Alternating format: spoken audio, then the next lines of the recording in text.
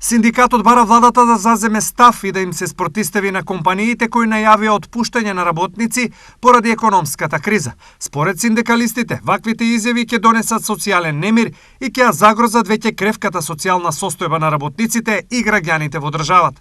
Владата во време на корона кризата ги помагаше бизнисите, а голем дел од нив ја злоупотребија паричната помош и наместо парите кај работниците, завршеа во нивните џебови, а обвинителството и институциите се уште молчат. Од тие причини бараме владата да ја осуди и итно да преземе мерки во насока на спречување на ваквите условувања и да најде начин законски да ги заштити вработените во приватниот сектор.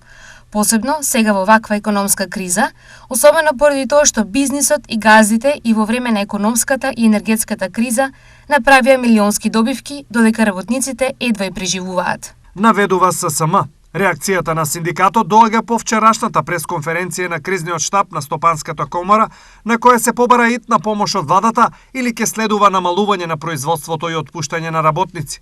Во почетокот од следната година и во договарањето од почетокот на другата година да прават реструктурирање во нивните капацитети, односно не би сакале, иако процесот веќе започнува, од намалување на вработени и секако од редуцирање на она што значи кадар кој што треба да продуцира додадена вредност. Од друга страна, од Конфедерацијата на работодавачи се убедени дека вакво сценарио, кое е погубно за сите, нема и не смее да се дозволи. Јас сметам дека Министерството за труд и заедно владата дека нема да си дозволат, ако е 50%, значи околу 350.000 вработени да останат на улица и да бидат социјална категорија, на социјална помош.